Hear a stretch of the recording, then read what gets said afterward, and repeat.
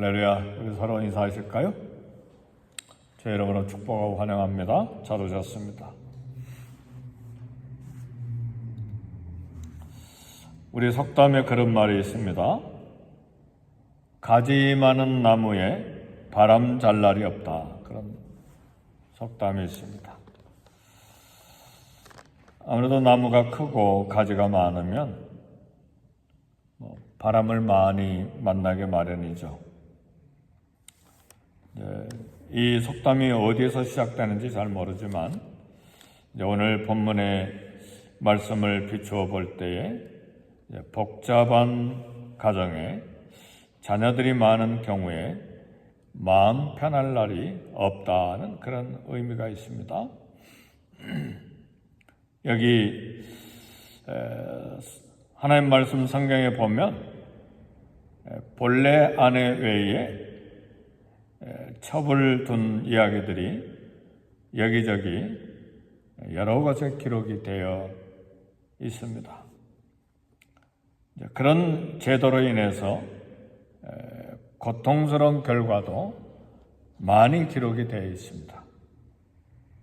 아내와 첩들이 많으므로 그들 사이에 갈등이 있고 또 심각한 가정 불화를 가져왔습니다.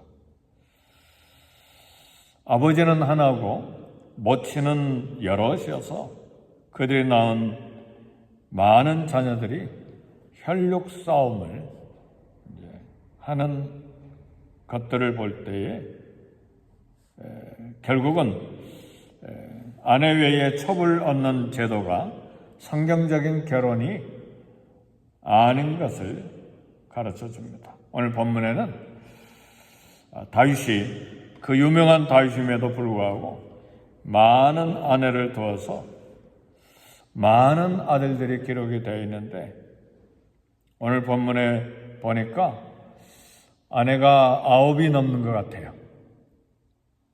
그리고 자녀들은 20명이 넘었어요. 일일이 한번 세어보니까 20명이 넘었어요. 사사시대에 보면 어떤 사사들은 자녀들이 막 60명이 넘고 그래요. 기드온도 자녀들이 막 수십 명이었던 것 같아요. 한 아내 때문에 수십 명이 생긴 건 아니죠. 여러 아내가 있었기 때문에 그렇습니다. 나중에 그 첩의 아들이 수십 명의 기드온의 아들들을 다 죽이죠. 그런 비극이 성경에 많이 기록되어 있습니다. 성경은 일부일처제입니다. 결혼제도는 하나님께서 최초로 만드신 기관입니다. 하나님께서 인류의 번영과 행복을 위해서 또 선한 생활을 위해서 주신 제도인데 하나님께서 정하신 이 결혼제도는 한 남편의 한 아내입니다. 창세기도 분명히 보면 남자가 부모를 떠나 그의 아내와 합해서 둘이 한 몸이 될지니라 그랬어요. 그러니까 한 남자가 여러 아내와 합해서 한 몸이 되는 것이 아니고 한 남자가 부모를 떠나 그의 한 아내와 합쳐서 둘이 한 몸이 된다 그랬습니다. 우리 주님도 마가복음 10장 7절 8절에 보면 사람이 부모를 떠나 그 둘이 여러 명이 아니에요. 그 둘이 한 몸이 될지라. 그리고 이제는 둘이 아니요 한 몸이니라. 그래서 둘이라고 그랬어요. 남자와 여자, 남편과 아내 둘이라고 그랬어요. 근데 이런 결혼 제도를 변질시킨 것이 인간입니다. 일부일처제를 변질시킨 건 타락한 인간의 정욕 때문이죠. 에덴 동산에서 시작된 이 욕심. 에덴 동산에 사단의 게임을 받아서 욕심이 생겼잖아요. 근데 그 욕심이 명예, 권력, 그리고 지식에 대한 욕망, 또 지위, 하나님처럼 되려고 하는 그런 것들, 그 다 욕심 속에서 나온 건데 또 물질에 대한 욕심은 돈으로 또 막 그래 쏠리죠. 마음이 온 인생이 그리 쏠리고, 사람에 대한 욕심은 어떤 이처럼 정욕으로 쏠려서 한 아내가 아니라 여러 아내를 두고, 이 전부 다 욕심입니다.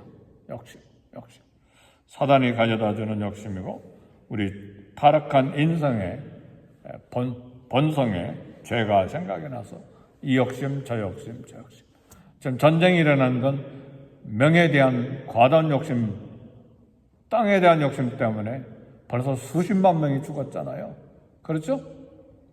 마찬가지예요. 그래서 우리가 어디에 과도한 욕심을 내고 있다, 그건 타락한 죄악임을 알아야 돼요.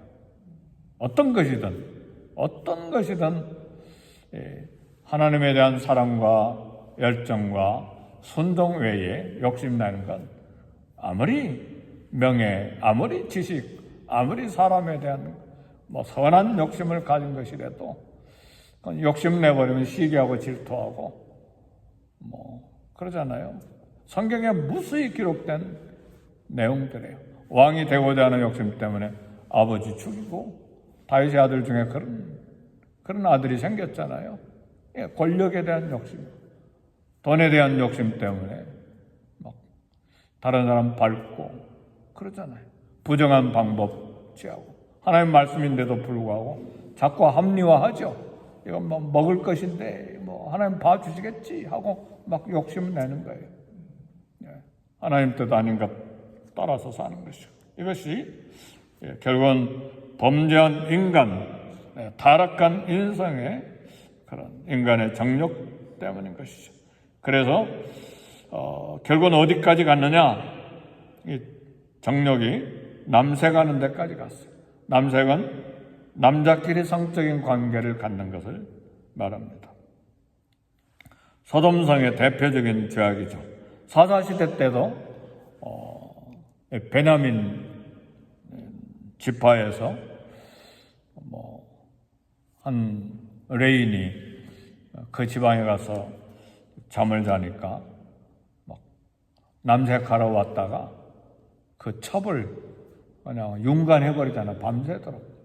그래서 이스라엘 11지파가 베냐민 지파와 싸워서 600명 남기고 베냐민 지파가 다 멸망해버리죠. 다 죽였으니까. 그런 비극이 어디서 시작되느냐? 이 정욕에서 시작이 된 것이죠. 오늘 본문에 다윗, 한 명의 아내가 9명이 넘는 아내가 된 거예요. 헤브론에서 왕이 됐을 때도 아내를 얻었지만, 예루살렘에서 33년간 왕이 되면서도 오늘 보니까 오늘 저도 역대상 늘 읽었는데 설교를 준비하려고 아들을 세어보니까 20명이 넘었어요. 오늘 처음 한 거예요. 쭉 세어보니까 아내 이름도 쭉 세어보니까 9명이 넘었어요. 어떻게 했습니까? 다윗은 한 여인 소유하기 위해서 살인까지 저질렀잖아요. 이게 오늘 본문의 말씀 보니까 5절에 나오잖아요. 예루살렘에서 그가 낳은 아들들은 이러하니 시므아와 소박과 나단과 솔로몬 4사람은 다 암멜의 딸 밧수아의 소생이요. 밧세바라는 말이에요. 남의 아내잖아요. 우리아의 아내인데 뺏어가지고 그 남편 죽이고 낳은 아들이 몇 명이에요? 4명이라 그 말이에요. 성경은 하나도 숨기지 않고 다 이야기를 하는 것이죠. 이게 다 욕심이죠. 그래서 솔로몬도 후궁이 700명, 첩이 300명. 결국은 그가 노년이 됐을 때 그 여인들이 솔로몬 왕의 마음을 돌아서게 해서 수많은 우상을 섬기게 하죠. 삼손도 이러한 욕망을 따라서 헤매다가 두 눈이 뽑히고 비참한 최후를 맞이하게 되죠. 그래서 우리는 이 욕심에 대한 걸 다스리기 위해서 하나님께 얼마나 은혜를 구해야 되는지 몰라요. 이 욕심을 잘 다스릴 수 있기를 주의 이름으로 축복합니다. 다스리지 못하면 그것이 어떤 방향의 욕심이든지 간에 결국은 말씀을 벗어나게 돼 있어요. 네. 세상에 대한 욕심, 육체에 대한 욕심, 명예에 대한 욕심, 물질에 대한 욕심. 욕심이 있기 때문에 하나님의 말씀을 벗어나고 불순종하게 되고 남을 해하게 되고 그렇게 되는 것이죠. 변질된 결혼 제도의 결과가 뭔가? 아담과 하와는 한 남편과 한 아내였어요. 아브라함과 사라, 이삭과 리브가 모두 다 일부일체제인데 믿음의 조상 아브라함도 자식에 대한 욕심 때문에 결국은 일부일체제에서 벗어나서 첩을 얻잖아요. 그렇죠? 그 당시에 자식에 대한 이런 막 간절한 소원이 얼마나 강했어요. 아브라함이 부자라고 그랬잖아요. 뭐 종 몇십 명만 있는 게 아니었어요. 젓갈옷을 사로잡혀간 젓갈옷을 구하기 위해서 군사를 일으켰는데 자기 집에서 키운 군대가 318명인가 막 그렇게 되잖아요. 그러면 이 젊은 군인들 아내까지 포함하면 600명이 넘어요. 20세 이하의 어린아이까지 포함하고 50세 이하 노인까지 포함하면 아브라함 제사는 종이 1000명이 넘어요. 그런데 자식이 없으니까 막 자식에 대한 욕심이라기보다 본능이죠. 근데 하나님 말씀을 벗어나 버리잖아요. 그래서 하갈을 취하잖아요. 결국은 하갈을 통해서 자식을 낳는데 쫓아내잖아요. 그렇죠? 이스마엘 쫓아내잖아요. 그리고 이스라엘과 적대되는 민족이 되잖아요. 그렇죠? 아브라함도 믿음의 조상이지만 하나님 뜻을 따라 순종하고 기다리지 않고 첩을 얻는 결과로 가정에도 불화가 심각했잖아요. 하갈과 사라 사이에. 그래서 쫓아낸 것이고 그걸로 끝나지 않냐고 민족 대 민족의 전쟁이 지금까지도 내려온 것이죠. 물론 이스마엘만 아람 민족은 아니죠. 그 외에 아브라함이 사라가 죽은 다음에 그드라라고 하는 이제 두 번째 아내를 얻어서 또 많은 자녀들을 낳죠. 6 아들인가 더 낳잖아요. 그렇게 하고 또 이삭, 리브가 사이에 낳은 두 아들들 중에 야곱은 선민에 들어가고 에서는 또 다른 종족이 돼서 에돔, 아말렉 족속이 돼서 오늘날 중동의 복잡한 인종이 형성이 됐습니다. 야곱 4아내를 두었다가 야곱 굉장히 힘들었을 거예요. 4아내가 경쟁하니까. 네, 그렇잖아요.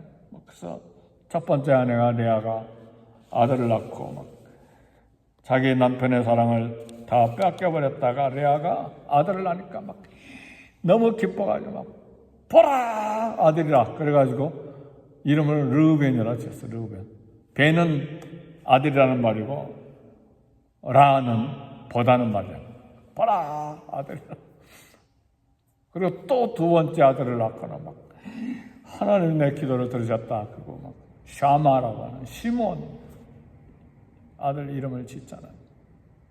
그러니까 세 번째 아들인가요? 이제는 남편이 나와 연합하리로다. 레이라고 이름을 지었어요. 레이는 연합하다는 뜻이거든요.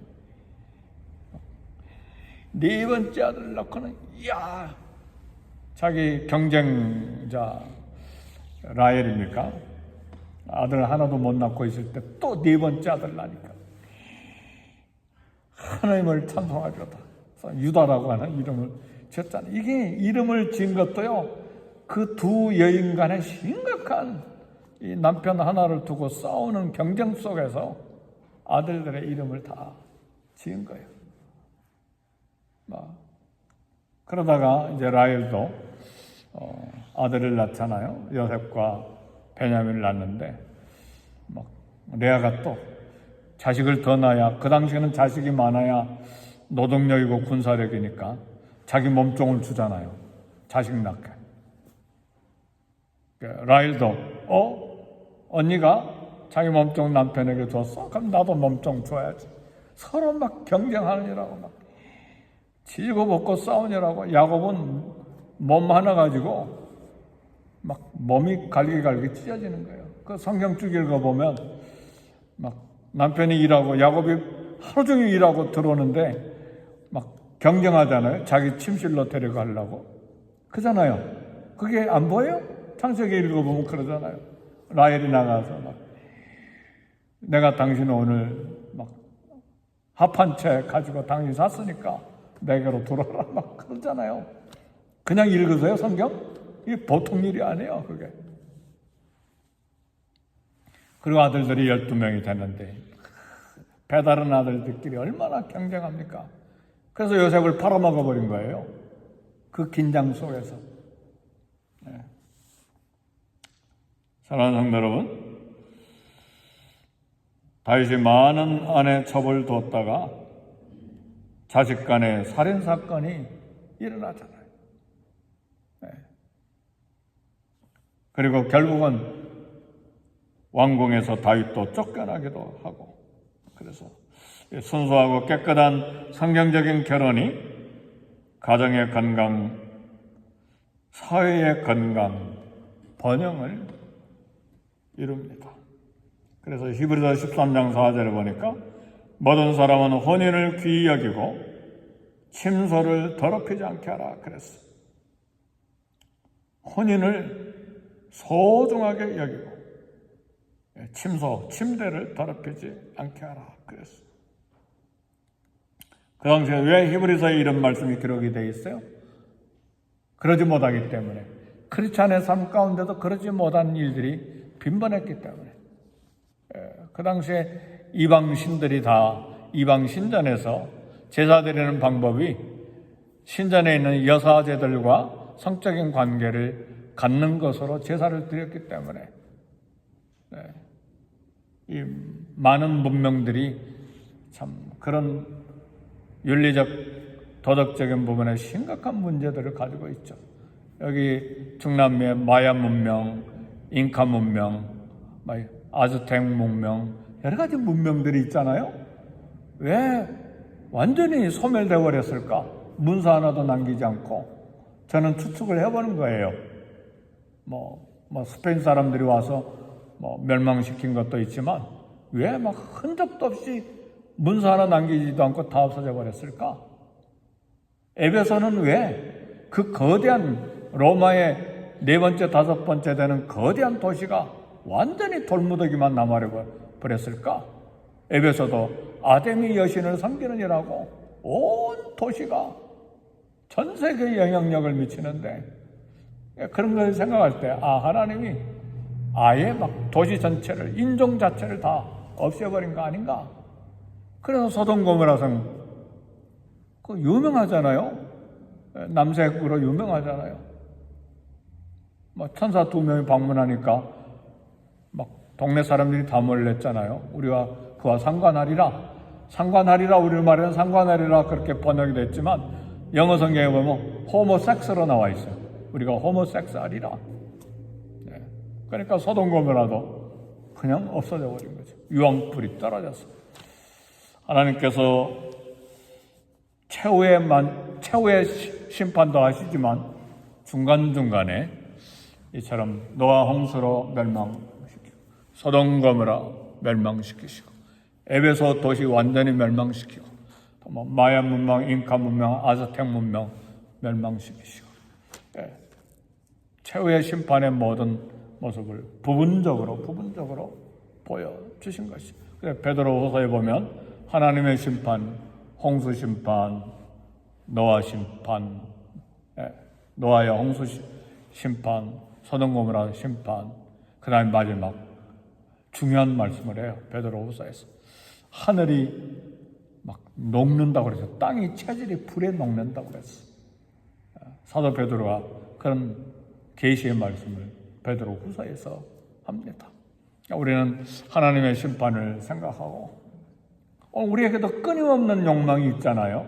어떤 욕망이든지 간에 사람에 대한 욕망이든 돈에 대한 욕망이든 명예에 대한 욕망이든 자기 성취에 대한 욕망이든 그것이 하나님의 영광을 위한 거룩하게 하나님의 영광을 위해 기쁘시게 하는 일에 쓰이는 욕망이 아니고 내 개인과 나와 나 그렇게 나갈 때에 아무리 목표가 정치든 문학이든 음악이든 미술이든 예술이든 그런 것들이 개인의 욕망을 위해 투자될 때 음악도 다 타락하잖아요. 미술도 다 타락하잖아요. 그렇죠? 과학도 타락하잖아요. 욕망을 위해서 사용할 때. 그잖아요. 그래서 온 세계가 AI 때문에 요즘 긴장하잖아요. 사랑하는 성도 여러분, 오늘 우리가 죄의 본성과 죄의 찌들은 그런 죄성이 우리에게 있기 때문에 끊임없이 기도하고 끊임없이 말씀을 듣고 우리를 경계해야 됩니다. 그래서 사도 바울은 날마다 나를 쳐서 복종시킨다 그랬어요. 그렇죠? 네. 우리 선한 욕망에 악한 욕망이 섞여 있다는 사실을 늘 알아야 돼. 그래서 우리는 겸손해야죠. 선한 것이 어디가 있어요? 네. 의는 없나니 하나도 없잖아요.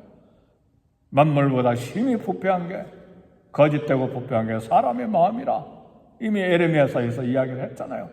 그러니까 우리가 선하다고 생각해서는 안 돼요. 물론 주님을 사랑하는 마음, 주님의 은혜를 갈증하는 마음도 있지만 거기에 또 악한 인간의 죄의 본성이 있음을 알고 늘 겸손함으로 우리 자신을 위해서 기도하고 우리 자녀들도 똑같은 그런 악한 죄의 본성이 있음을 알고 자녀들을 위해서도 끊임없이 경계하고 기도하고 그들을 축복해야 합니다. 그래야 우리 교회도 또 가정도 선하고 교회도 선하고 그 결과로 사회와 국가도 선한 하나님의 나라를 이루어갈 수가 있습니다.